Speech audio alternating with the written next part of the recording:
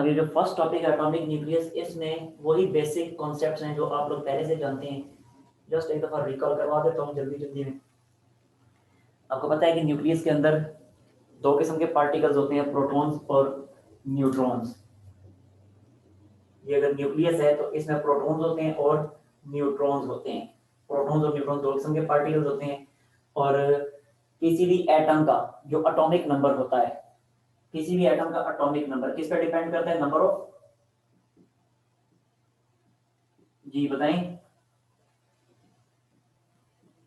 Protons. Number of protons पे। और इसको डिनोट किससे किया जाता है? कैपिटल जी से। एटॉमिक नंबर जो है, नंबर ऑफ प्रोटॉन्स भी होते हैं और नंबर ऑफ इलेक्ट्रॉन्स भी होते हैं। लेकिन एक न्यूट्रल एटम के लिए, एटम जब न्यूट्रल होता है तो उसके लिए हम कहते हैं कि atomic number is equal to number of electrons. अगर एटम न्यूट्रल नहीं है, एटम के ऊपर अगर एटम ने सपोज करें कि एक इलेक्ट्रॉन डोनेट कर दिए या दो इलेक्ट्रॉन्स डोनेट कर दिए, तीन इलेक्ट्रॉन्स डोनेट कर दिए, तो जब इलेक्ट्रॉन्स एटम ने डोनेट कर दिए, एटम पे पॉजिटिव चार्ज आ चुके हैं, तो अब इस तरह के एटम के लिए हम कतई नहीं कहेंगे कि इसका एटॉमिक नंबर जो है नंबर ऑफ इलेक्ट्रॉन्स के इक्वल है। समझ आई? इसलिए एटॉमिक नंबर के लिए जो बेसिक पैरामीटर है वो नंबर ऑफ प्रोटॉन्स ही है। नंबर ऑफ प्रोटॉन्स की बेस पे ही हम एटॉमिक नंबर डिसाइड करते हैं। ठीक है? नंबर ऑफ इलेक्ट्रॉन जब जिक्र करते हैं तो न्यूट्रल एटम के लिए बात कर रहे होते हैं। अच्छा, एटॉमिक नंबर जो है नंबर ऑफ प्रोटॉन्स है, इसको कैपिटल जी से डिनोट किया जाता है।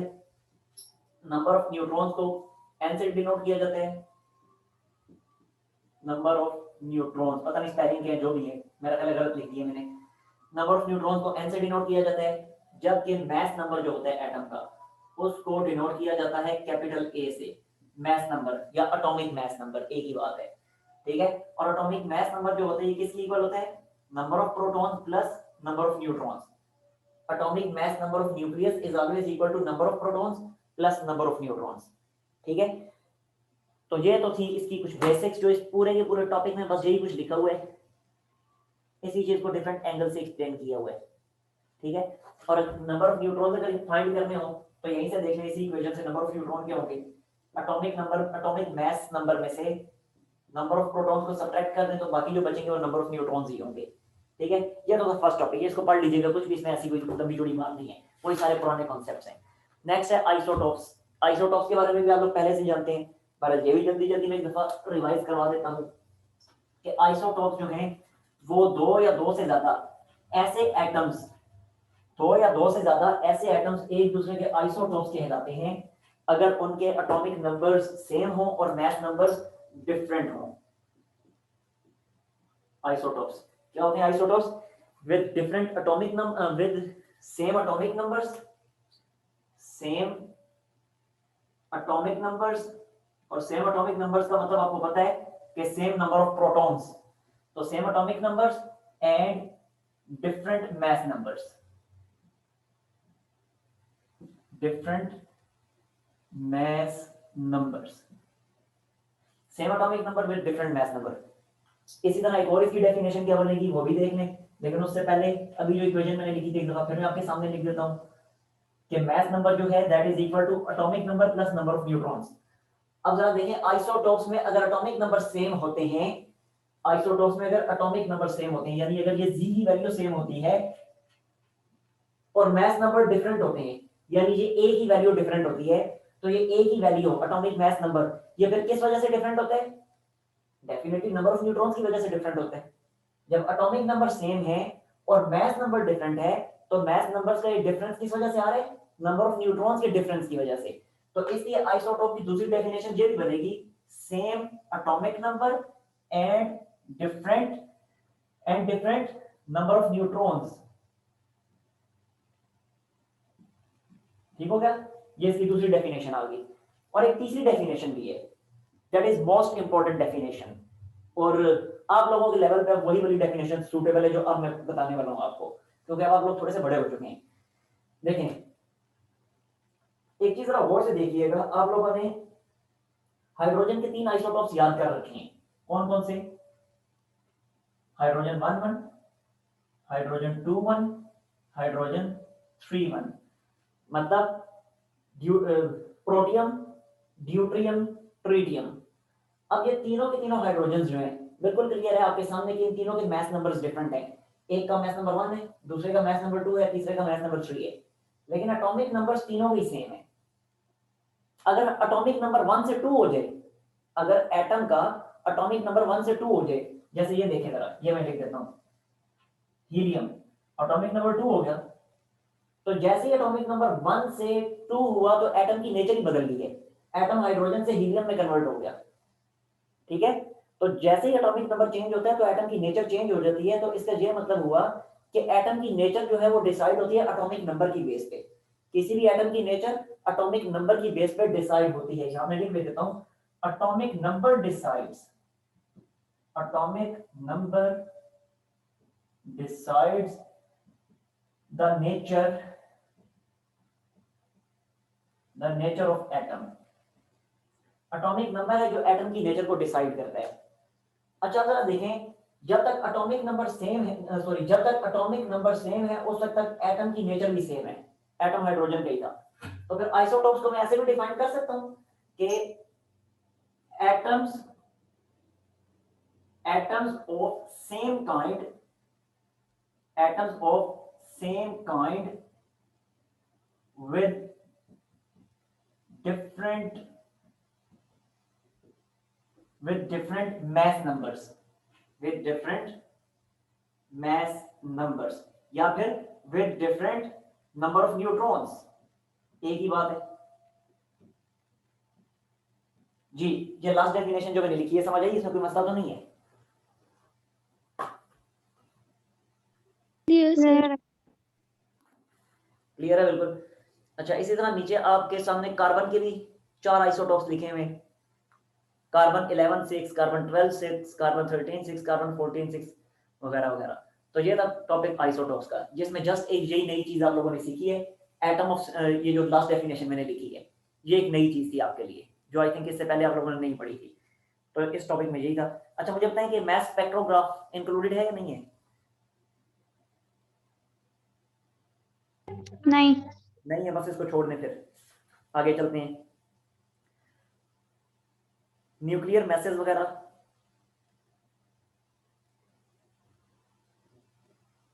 एक सेकंड।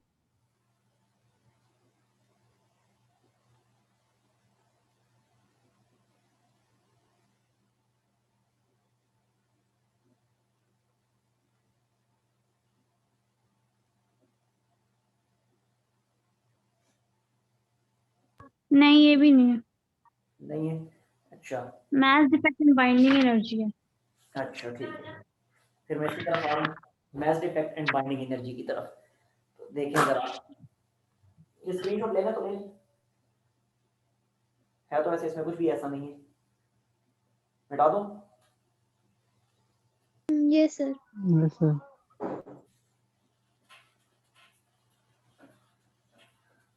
अच्छा mass defect and binding energy, ये बहुत इंपॉर्टेंट टॉपिक है एग्जाम पॉइंट ऑफ व्यू से भी, और वैसे कॉन्सेप्चुअली भी काफी इंपॉर्टेंट है। मुझे जो है एक सवाल मैं आपसे पूछता हूँ, मुझे इसका जवाब दें कि एटम का जो न्यूक्लियस होता है इसमें कौन कौन से पार्टिकल्स पाए जाते हैं? Protons, neutrons. मुझे ये बताएं कि प्रोटॉन्स, इनके दरमियान तो ठीक ठाक रिपल्शन होती है ना, तो जब इनमें रिपल्शन होती है तो ये न्यूक्लियस में इकट्ठे किस तरह रहते हैं? होना तो ये चाहिए कि इतनी ज्यादा रिपल्शन की वजह से न्यूक्लियस को टूट जाना चाहिए, न्यूक्लियस ब्रेक कर जाना चाहिए, लेकिन इतनी ठीक ठाक, इतनी हाई रिपल्शन के बावजूद न्यूक्लियस अपनी जगह पर मौजूद रहता है, न्यूक्लियस टूटता नहीं है, या प्रोटॉन्स वहां पे इकट्ठे रहते हैं। किस तरह रहते हैं? आखिर कौन सी ऐसी चीज है जो उनको इकट्ठे रहने पे मजबूर करती है? Yes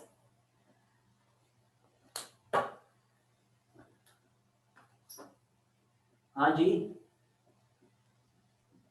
binding energy. क्या होती है ये?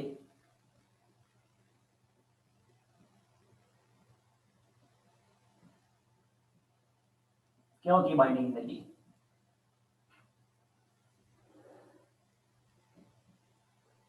जो प्रोटॉन्स को एक दूसरे के साथ जोड़ के रखती है। आती कहाँ से है? आती पता नहीं। देखें जी, ये आपके सामने मैंने लिख दिया। पता नहीं न्यूक्लियस, न्यूक्लियर के स्पेलिंग मेरा ख्याल है मैं गलत ही लिख रहा हूँ, मुझे नहीं पता, देख लेना आप। इसका स्ट्रॉन्ग न्यूक्लियर फोर्स, एक ऐसी फोर्स जो न्यूक्लियस की फॉर्मेशन के लिए रिस्पॉन्सिबल है। ये वो फोर्स है जो न्यूक्लियस के अंदर इतने सारे प्रोटॉन्स को आपस में एक जगह पे इकट्ठा रखती है। ये फोर्स कहलाती है दी स्ट्रॉन्ग न्यूक्लियर फोर्स, और यही स्ट्रॉन्ग न्यूक्लियर फोर्स न्यूक्लियस को बनाती है, न्यूक्लियस की फॉर्मेशन में एक बहुत अहम किरदार अदा करती है। यही फोर्स है जो न्यूक्लियस की फॉर्मेशन के लिए रिस्पॉन्सिबल है, और अगर ये फोर्स ना हो तो न्यूक्लियस खत्म हो जाएगा, और अगर न्यूक्लियस खत्म हो जाएगा तो इसका मतलब है एटम खत्म हो जाएगा, और जब एटम खत्म तो इट मीन्स कि यूनिवर्स खत्म। तो इसका साफ मतलब यह है कि ये स्ट्रॉन्ग न्यूक्लियर फोर्स एक ऐसी फोर्स है जो आपकी इस पूरी की पूरी यूनिवर्स की फॉर्मेशन में बहुत अहम किरदार अदा करती है। इवन के इंसान, जो इंसान भी तो एटम से ही बना हुआ है, इंसान भी तो एटम से मिलकर बना हुआ है। तो अगर ये न्यूक्लियर फोर्स खत्म हो जाए तो सबसे पहले तो इंसान खत्म होगा ना। विद इन अ सेकंड इंसान, इस दुनिया में जितने भी इंसान चल रहे हैं, अगर अचानक स्ट्रॉन्ग न्यूक्लियर फोर्स खत्म हो जाए तो इंसान वहीं पर खत्म हो जाएंगे, फिर यूनिवर्स पूरी की पूरी तबाह हो जाएगी, सब कुछ खत्म हो जाएगा। तो इट मीन्स कि स्ट्रॉन्ग न्यूक्लियर फोर्स जो है इस पूरी यूनिवर्स की फॉर्मेशन में बहुत अहम किरदार अदा कर रही है। इसके बगैर यूनिवर्स एग्जिस्ट नहीं कर सकती। सवाल ये है कि स्ट्रॉन्ग न्यूक्लियर फोर्स आती कहां से है? देखें, अगर ये है एक न्यूक्लियस, ये एक न्यूक्लियस है, ये न्यूक्लियस के अंदर डिफरेंट प्रोटॉन्स हैं, न्यूट्रॉन्स भी होते हैं, लेकिन न्यूट्रॉन्स में यहाँ पे ड्रॉ नहीं कर रहा, क्योंकि हमें पता है न्यूट्रॉन्स के दरमियान किसी किस्म की कोई रिपल्शन नहीं होती, रिपल्शन प्रोटॉन्स के दरमियान होती है। अब ये सारे के सारे प्रोटॉन्स एक दूसरे को रिपेल कर रहे हैं, एक दूसरे को एक दूसरे से दूर फेंकने की कोशिश कर रहे हैं, लेकिन दी स्ट्रॉन्ग न्यूक्लियर फोर्स जो है वो क्या करती है, इन सब को आपस में इकट्ठा रखती है, कंबाइन रखती है। ठीक है, ये जो ब्लू कलर में मैं ड्रॉ कर रहा हूँ ये स्ट्रॉन्ग न्यूक्लियर फोर्स है। एक बात याद रखना है, ये जो ब्लू कलर में मैं ड्रॉ कर रहा हूँ स्ट्रॉन्ग न्यूक्लियर फोर्स, ये देखने में ऐसे लगता है कि ये बाहर से अंदर की तरफ पुश कर रही होती है। अभी जस्ट जो डायग्राम मैंने ड्रॉ की है, ये जो ब्लू कलर की जो मैंने एरोस ड्रॉ की हैं, इनको मैंने स्ट्रॉन्ग न्यूक्लियर फोर्स के तौर पे शो किया हुआ है। अब देखने में ऐसा लगता है कि स्ट्रॉन्ग न्यूक्लियर फोर्स बाहर से प्रोटॉन को अंदर जो है ना पुश कर रही होती है। रियलिटी में ऐसा नहीं होता। रियलिटी में ऐसा होता है कि स्ट्रॉन्ग न्यूक्लियर फोर्स इन्हीं पार्टिकल्स के अंदर पाई जाती है जो अट्रैक्टिव फोर्स होती है, वो इनको आपस में अट्रैक्ट भी करती है। Proton proton electrostatic force of repulsion की वजह से, Coulomb's electrostatic force of repulsion की वजह से एक दूसरे को रिपेल करते हैं, दूर फेंकते हैं एक दूसरे से, लेकिन दी स्ट्रॉन्ग न्यूक्लियर फोर्स जो है वो इन्हीं के दरमियान मौजूद होती है और वो इन्हें अट्रैक्ट कर रही होती है आपस में। तो जब तक ये strong nuclear force electrostatic force of repulsion से ज्यादा पावरफुल होती है, उस वक्त तक न्यूक्लियस अपनी जगह पे मौजूद रहता है। लेकिन जैसे ही electrostatic force of repulsion overcome कर लेती है स्ट्रॉन्ग न्यूक्लियर फोर्स पे, तो उस वक्त फिर या तो न्यूक्लियस टूट जाता है जिसको हम फिशन कहते हैं, न्यूक्लियर फिशन कहते हैं, या फिर रेडियो एक्टिविटी होने लग जाती है, दोनों में से कुछ भी हो सकता है। तो खैर, जब तक स्ट्रॉन्ग न्यूक्लियर फोर्स जो है वो डोमिनेंट होगी उस वक्त तक न्यूक्लियस बना रहेगा, उस वक्त तक न्यूक्लियस स्टेबल रहेगा। और जैसे electrostatic force of repulsion dominant हो जाएगी तो उस वक्त फिर फिशन रिएक्शन या रेडियो एक्टिविटी में से कुछ भी हो सकता है। अच्छा, सवाल ये पैदा होता है ये स्ट्रॉन्ग न्यूक्लियर फोर्स आती कहां से? अब हम उसी की तरफ जा रहे हैं। स्ट्रॉन्ग न्यूक्लियर फोर्स कहां से आती है? उससे पहले आप जरा ये चीज गौर से समझिएगा कि न्यूक्लियस का मैस जो होता है, न्यूक्लियस का मैस, एक होता है एक्सपेरिमेंटल टेक्निक से न्यूक्लियस का मैस फाइंड करना, जो फिजिकल टेक्निक्स हैं, एक्सपेरिमेंटल टेक्निक्स हैं, एक उनसे हम न्यूक्लियस का मैस फाइंड करते हैं। एक और न्यूक्लियस का मैस फाइंड करने का एक और मेथड ये है कि हम डायरेक्टली नंबर ऑफ प्रोटॉन्स और नंबर ऑफ न्यूट्रॉन से न्यूक्लियस का मैस फाइंड करते हैं। ये मैस एक्सपेरिमेंटल थ्योरेटिकल मैस कहलाता है या कैलकुलेटेड मैस कहलाता है। तो देखें, कैलकुलेटेड मैस जो होता है न्यूक्लियस का वो क्या होता है? Calculated mass, calculated mass of nucleus या थ्योरेटिकल मैस ऑफ न्यूक्लियस, एक ही बात है। तो ये कैलकुलेटेड मैस क्या होता है न्यूक्लियस का? हमें पता है कि एक प्रोटॉन के मैस को हम डिनोट करते हैं mp से, और एक न्यूट्रॉन के मैस को हम डिनोट करते हैं mn से। अब अगर तो ऐसे है कि न्यूक्लियस में एक प्रोटॉन और एक न्यूट्रॉन है, तो फिर तो डायरेक्टली हम कैलकुलेटेड मास ऑफ न्यूक्लियस के लिए हम ये करेंगे, इन दोनों को ऐड कर देंगे। जैसा कि मिटा दिया अभी मैंने वो जो था प्रोटियम ड्यूट्रियम, हाइड्रोजन का दूसरा आइसोटोप ड्यूट्रियम, उसके केस में उसमें यही होता है ना, न्यूक्लियस में एक प्रोटॉन होता है एक न्यूट्रॉन होता है, तो उनके मैसेज को हम सम अप करेंगे तो हमारे पास ड्यूट्रियम के न्यूक्लियस का कैलकुलेटेड मास आ जाएगा। लेकिन जो हायर न्यूक्लियस होते हैं, जो बहुत ज्यादा हाई एटॉमिक नंबर, बहुत ज्यादा हाई एटॉमिक मास वाले होते हैं, उनके लिए हम मास कैसे फाइंड करेंगे? उनके लिए हम ये करेंगे कि जितने भी प्रोटॉन हैं, सपोज करें कि फर्ज करें एक न्यूक्लियस में सपोज 15 प्रोटॉन्स हैं, 15 प्रोटॉन्स हैं और सपोज 20 न्यूट्रॉन्स हैं। तो अब अगर यहां पे हमने मास फाइंड करना हो न्यूक्लियस का, तो हम कैसे फाइंड करेंगे? 15 प्रोटॉन्स को ऐड कर देंगे 20 न्यूट्रॉन्स में। लेकिन इसी को अगर मैं ज्यादा जनरल फॉर्म में लिखना चाहूं, जनरली अगर मैं लिखना चाहूं तो मैं ऐसे लिखूंगा कि एक न्यूट्रॉन का जो मास, एक न्यूट्रॉन का जो मास है जिसको मैं कहूंगा mp, उसको मैं मल्टीप्लाई करूंगा किससे? एक ये mp एक न्यूट्रॉन, एक प्रोटॉन का मास है, एक प्रोटॉन का मास है mp, टोटल प्रोटॉन कितने हैं? 15, तो मैं ऐसे लिखूंगा 15 मल्टीप्लाई mp, प्लस का साइन।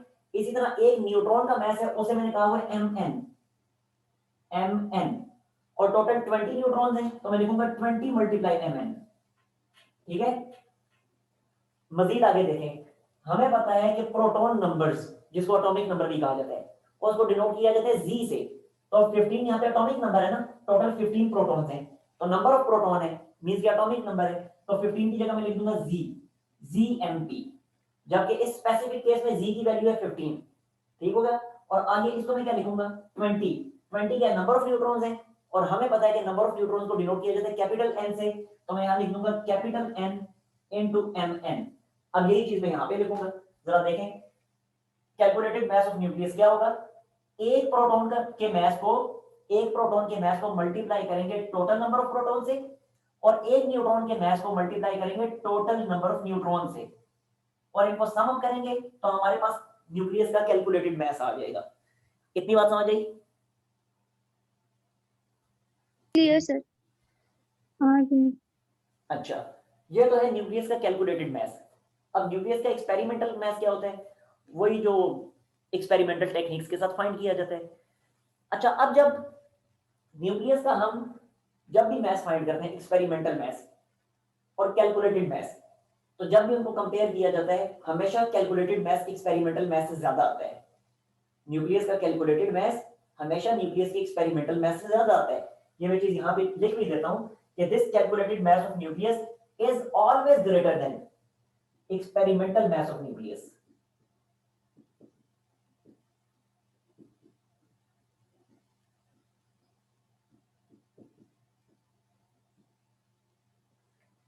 ठीक हो गया कि न्यूक्लियस का कैलकुलेटेड मास हमेशा न्यूक्लियस के एक्सपेरिमेंटल मास से ज्यादा आता है। अब ये जो मास का जो फर्क आया, ये जो मास का जो डिफरेंस आ रहा है, इसी डिफरेंस को कहा जाता है मास डिफेक्ट। ठीक है, this difference of mass, this difference of mass of nucleus is called mass defect। इसको कहा जाता है mass defect। ठीक है, और इसी को डिनोट किया जाता है डेल्टा m से। ठीक हो गया, अब सवाल ये पैदा होता है कि mass defect जो है डेल्टा m, ये mass defect आया क्यों? ये कहां से आया mass defect? मतलब ये असल में ये हम पूछना चाह रहे हैं, सवाल हमारा ये है कि जो कैलकुलेटेड मैथ है वो हमेशा एक्सपेरिमेंटल मैथ से ज्यादा ही क्यों आते हैं, या दूसरे अल्फाज में एक्सपेरिमेंटल मैथ हमेशा कैलकुलेटेड मैथ से कम ही क्यों होता है? ऐसा क्यों नहीं होता कि ये दोनों हमेशा इक्वल आए? हमेशा ये मैथ का फर्क आता ही क्यों है? हमेशा ये मैथ डिफेक्ट क्यों प्रोड्यूस होता है? अब इसी सवाल का जवाब हम यहाँ पे जानने की कोशिश करेंगे। देखें जरा, और साथ ही साथ हमें इस चीज का भी जवाब मिल जाएगा कि ये स्ट्रॉन्ग न्यूक्लियर फोर्स कहां से आती है। तो देखें, ये जो मैथ्स का डिफेक्ट आया, ये जो मैथ्स का फर्क आया, असल में यही मैथ्स का फर्क आइंस्टाइन की मैथ एनर्जी रिलेशनशिप के मुताबिक, E = mc² के मुताबिक, यही मैथ्स का जो फर्क आया, यही मैथ का जो डिफरेंस आया, ये आइंस्टाइन की मैथ एनर्जी रिलेशनशिप के मुताबिक कन्वर्ट होता है एनर्जी में, और यही एनर्जी कहलाती है बाइंडिंग एनर्जी ऑफ न्यूक्लियस।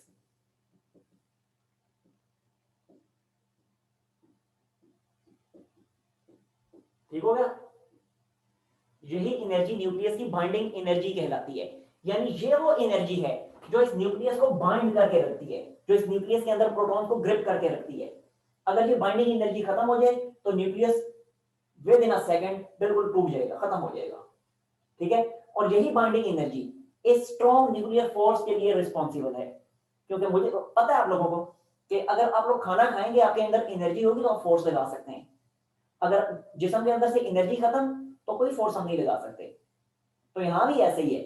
यही मैथ, ये जो मैथ का जो फर्क आया, मैथ डिफेक्ट आया, यही मैथ का फर्क कन्वर्ट हुआ एनर्जी में, जो बाइंडिंग एनर्जी कहलाती है, और यही बाइंडिंग एनर्जी फिर स्ट्रॉन्ग न्यूक्लियर फोर्स को प्रोड्यूस करती है।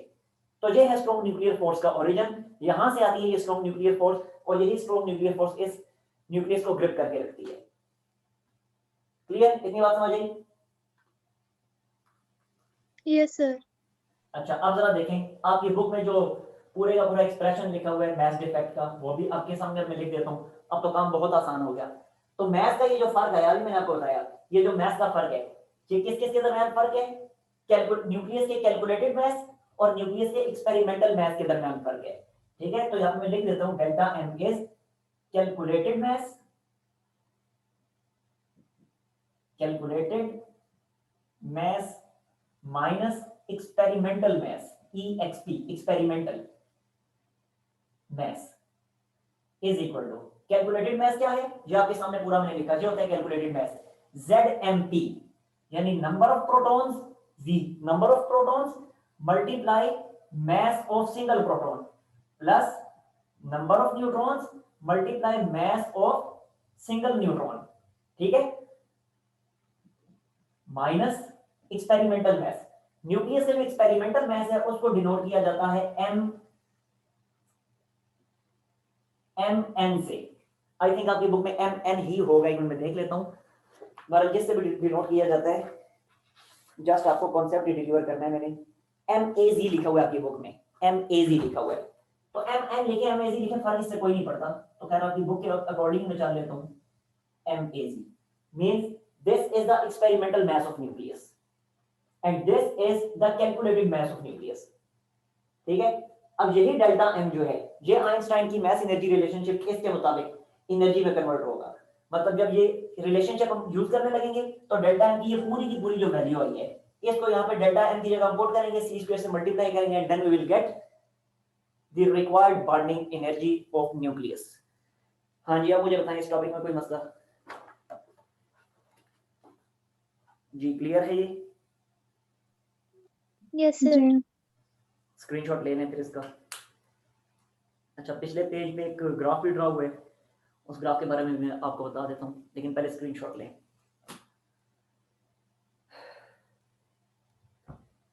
Done sir.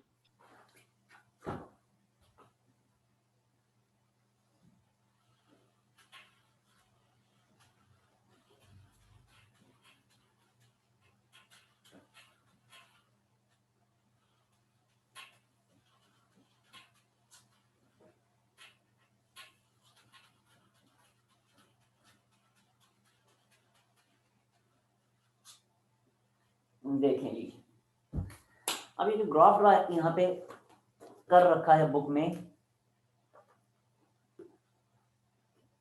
ये जो कुछ मैं आपको समझा चुका हूँ, इसी को ग्राफिकली यहाँ पे एक्सप्लेन किया गया है, लाइक दिस। यहाँ पे है, देखिए मैं ड्रॉ कर लेता हूँ इसको कंप्लीटली।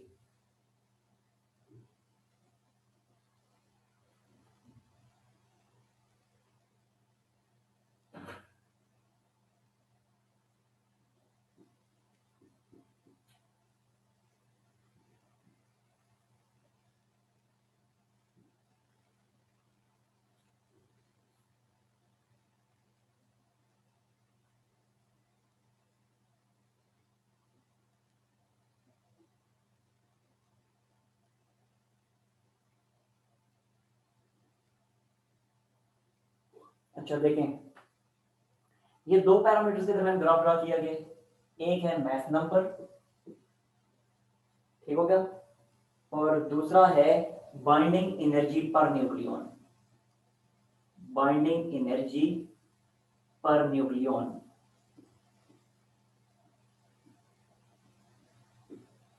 अब ये बाइंडिंग एनर्जी पर न्यूक्लियन क्या है? लेकिन अभी मैंने आपको बताया बाइंडिंग एनर्जी किसे कहते हैं, कि जब भी वो जो मैस डिफेक्ट आया, जब भी उस मैस डिफेक्ट को E equal to M C square के मुताबिक एनर्जी में कन्वर्ट करें तो जो एनर्जी आती है वो उस पूरे न्यूक्लियस की बाइंडिंग एनर्जी कहलाती है।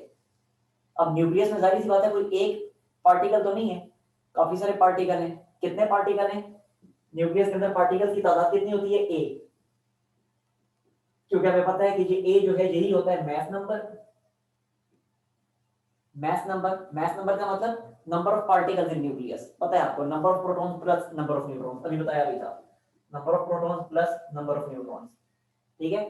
तो इसको मैस नंबर भी कहते हैं, इसको न्यूक्लियन नंबर भी कहते हैं, न्यूक्लियन नंबर। अब ये न्यूक्लियन किसे कहते हैं? न्यूक्लियन का मतलब particle inside the nucleus, nucleus के अंदर पाया जाने वाला पार्टिकल इज कॉल्ड न्यूक्लियन। तो न्यूक्लियस के अंदर जितने भी प्रोटॉन है वो सारे के सारे न्यूक्लियंस हैं, जितने भी न्यूट्रॉन है वो सारे के सारे न्यूक्लियंस हैं। तो proton, number of protons plus number of neutrons को हम मैस नंबर भी कह सकते हैं, न्यूक्लियन नंबर भी कह सकते हैं, ठीक है। अच्छा, अब बाइंडिंग एनर्जी पर न्यूक्लियन किसे कहेंगे? तो अभी मैंने आपको बता दिया डिटेल से कि बाइंडिंग एनर्जी क्या होती है, कि जो मैस डिफेक्ट आया उसको E equal to mc square के मुताबिक कन्वर्ट करें एनर्जी में, that will be called binding energy of whole nucleus, पूरे न्यूक्लियस की बाइंडिंग एनर्जी। अब पूरे न्यूक्लियस की जो बाइंडिंग एनर्जी आई, अब उस कंप्लीट बाइंडिंग एनर्जी को न्यूक्लियस के अंदर पाए जाने वाले जितने भी पार्टिकल्स हैं उन पार्टिकल्स की तादाद में अगर मैं डिवाइड करता हूं तो मुझे मिलेगी बाइंडिंग एनर्जी पर न्यूक्लियन। समझ आइए, यहां मैं लिख भी देता हूं, बाइंडिंग एनर्जी पर न्यूक्लियन कैसे फाइंड की जाती है, कि न्यूक्लियस की जो बाइंडिंग एनर्जी है, न्यूक्लियस की उस बाइंडिंग एनर्जी को डिवाइड करने नंबर ऑफ न्यूक्लियन पे, जितने भी न्यूक्लियन हैं उन पे डिवाइड करने, तो आपको मिल जाएगी बाइंडिंग एनर्जी पर न्यूक्लियन।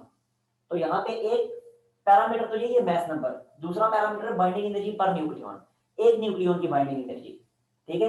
अच्छा, अब देखिए ये ग्राफ आपको क्या बता रहा है, ये ग्राफ आपको ये बता रहा है कि जैसे जैसे आप आगे बढ़ते चले जा रहे हैं, ये अप टू मैस नंबर 50 तक जैसे जैसे हम आगे बढ़ते जा रहे हैं तो ये बाइंडिंग एनर्जी पर न्यूक्लियन भी बढ़ती चली जा रही है। बाइंडिंग एनर्जी पर न्यूक्लियन जो है इसमें भी इजाफा होता चला जा रहा है, यानी एक न्यूक्लियन की बाइंडिंग एनर्जी उसमें इजाफा होता चला जा रहा है। और maximum binding energy per nucleon कहां पे मिल रही है? Maximum binding energy per nucleon मिल रही है आपको 50 और 80 मैस नंबर के दरमियान। और जैसे ही मैस नंबर 80 से क्रॉस करते हैं तो एक दफा फिर बाइंडिंग एनर्जी पर न्यूक्लियन कम होना शुरू हो जाती है, इसमें कमी वाकई होना शुरू हो जाती है।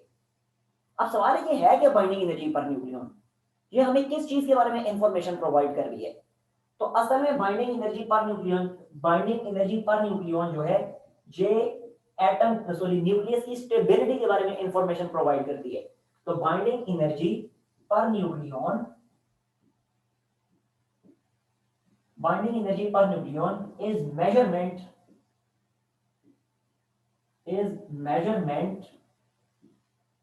of stability of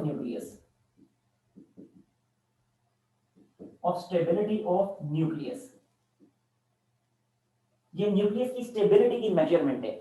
अगर बाइंडिंग एनर्जी पर न्यूक्लियन ज्यादा है तो न्यूक्लियस ज्यादा स्टेबल है, बाइंडिंग एनर्जी पर न्यूक्लियन कम है तो न्यूक्लियस की स्टेबिलिटी कम है। तो मतलब इसका क्या हुआ?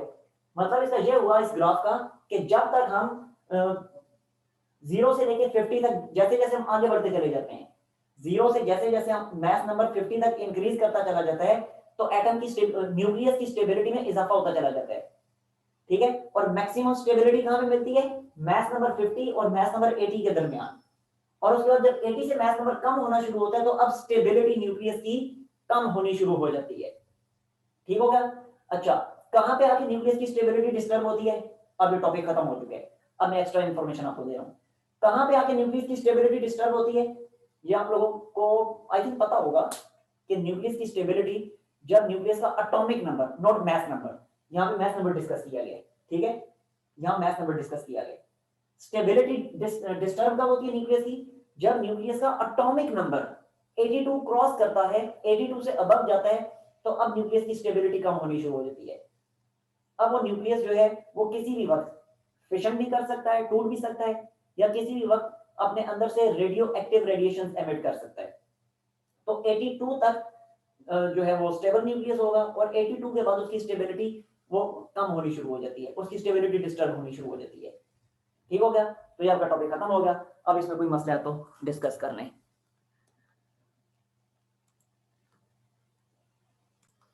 देखें जी, द मैस ऑफ यूरेनियम, ये यूरेनियम है 23592। इस यूरेनियम का जो मैस है वो हमें बताया गया, एक्सपेरिमेंटल मैस ये बताया जा रहा है 234.99933 you atomic mass unit.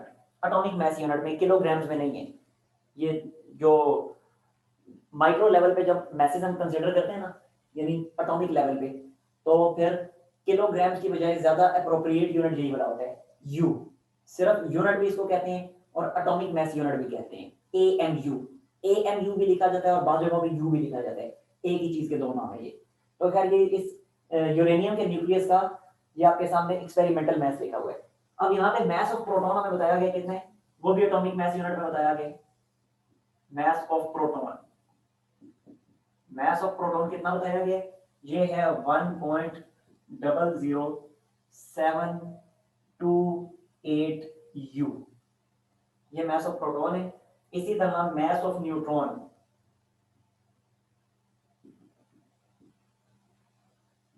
Mass of neutron कितना बताया गया, ये है 1.00867 यू।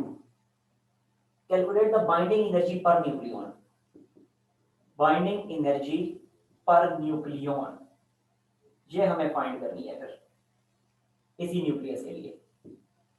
ठीक है, अब बाइंडिंग एनर्जी पर न्यूक्लियन हम कैसे फाइंड करेंगे, तो एक दफा फिर अभी मैंने आपको बताया था कि बाइंडिंग एनर्जी क्या होती है, बाइंडिंग एनर्जी क्या होती है कि जो मैस डिफेक्ट आता है delta M, mass defect, mass defect क्या था, एक्सपेरिमेंटल मैस और कैलकुलेटेड मैस के दरमियान जो फर्क था वो मैस डिफेक्ट था।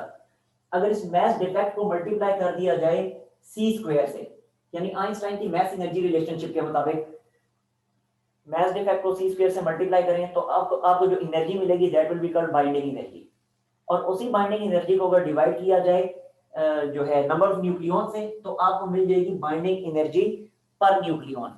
ठीक है, तो इस केस में भी फिर पहले हमें बाइंडिंग एनर्जी फाइंड करनी पड़ेगी और बाइंडिंग एनर्जी से पहले भी हमारे पास क्या होना चाहिए, मैस डिफेक्ट होना चाहिए। तो पहले मैस डिफेक्ट फाइंड कर लेते हैं। और अभी मैंने थोड़ी देर पहले ही आपको फार्मूला उसका बता दिया था, वो क्या होता है मैस डिफेक्ट के ZMP, मतलब क्या, एक प्रोटॉन के मैस को टोटल नंबर ऑफ प्रोटॉन से मल्टीप्लाई करें प्लस NMN, यानी एक न्यूट्रॉन के मास को टोटल नंबर ऑफ न्यूट्रॉन से मल्टीप्लाई करें और इसमें से सब्ट्रैक्ट कर दें एक्सपेरिमेंटल मास, जो कि ये हमें बताया गया किधर गया, ये वाला, ये एक्सपेरिमेंटल मास है, इसको सब्ट्रैक्ट कर दें जो कि था MAZ according to your book. I think यही था, इसी से डिनोट किया गया था। यस यही है। ठीक है, अच्छा मैं वैल्यूज पुट कर रहा हूं। Z की वैल्यू एटॉमिक नंबर की value means number of protons, कितने नंबर ऑफ प्रोटॉन्स ये लिखे हुए हैं 92। ठीक है, तो ये मैंने लिखा 92, इसको मल्टीप्लाई किया मैस ऑफ प्रोटॉन के साथ। प्रोटॉन का मैस कितना होता है ये आपको जुबानी याद होना चाहिए। खैर यहाँ पे गिवन है, यहाँ पे प्रोटॉन का मैस गिवन है 1 पॉइंट, जो कि एटॉमिक मैस यूनिट्स में गिवन है 1.00728 यू, आगे प्लस का साइन, NMN, N क्या है, नंबर ऑफ न्यूट्रॉन्स, और नंबर ऑफ न्यूट्रॉन्स आपको पता है एटॉमिक नंबर में से सब्ट्रैक्ट कर दें, मैस नंबर में से सब्ट्रैक्ट कर दें एटॉमिक नंबर को, तो आपको नंबर ऑफ न्यूट्रॉन्स मिल जाते हैं, यानी ये है A-B। ठीक है, तो अब ये है 235, इसमें से 92 सब्ट्रैक्ट करें तो क्या बनता है, ये बनता है 143। तो इसका मतलब है n की वैल्यू है 143 और इसको मल्टीप्लाई करें mn यानी मैस ऑफ न्यूट्रॉन के साथ, जो कि ये गिवन है 1.00867 यू। ठीक है, और अब इसमें से सब्ट्रैक्ट करें माइनस का sign, mass of uranium, experimental mass of uranium जो कि ये गिवन है 234 पॉइंट, अब नीचे में लिख लूं ज़रा स्पेस कम है, 234.9933 U। ठीक हो गया जी। इस सारे को कैलकुलेट करें, आपके पास मैथ डिफेक्ट आ जाएगा। अब सिंपली कैलकुलेशन है और कुछ भी नहीं है, ठीक है। सिंपलीफाई करें, मैथ डिफेक्ट आ जाएगा, और जब मैथ डिफेक्ट आ जाएगा इस फॉर्मूला में वैल्यू पुट करें, आपके पास बाइंडिंग एनर्जी आ जाएगी, ठीक है। अब जो भी बाइंडिंग एनर्जी आएगी, बाइंडिंग एनर्जी पर न्यूक्लियन, जो भी बाइंडिंग एनर्जी की वैल्यू आएगी आपने उसको यूज करके binding energy per nucleon find कर लेना है। कैसे? बाइंडिंग एनर्जी की जो भी वैल्यू आएगी इस फार्मूला से, उस बाइंडिंग एनर्जी की वैल्यू को आपने नंबर ऑफ न्यूक्लियन से डिवाइड कर देना है। नंबर ऑफ न्यूक्लियन कितने हैं? नंबर ऑफ न्यूक्लियन का मतलब mass number, total number of particles inside the nucleus. और आपके सामने है कि न्यूक्लियस के अंदर टोटल पार्टिकल्स कितने हैं? 235। तो आप इसको 235 से डिवाइड करें, आपको आपका रिक्वायर्ड आंसर मिल जाएगा। हाँ जी, हो जाएगा, कोई मसला तो नहीं है ना इसमें जी? यस सर, हो जाएगा। हाँ जी लेबा क्लियर है।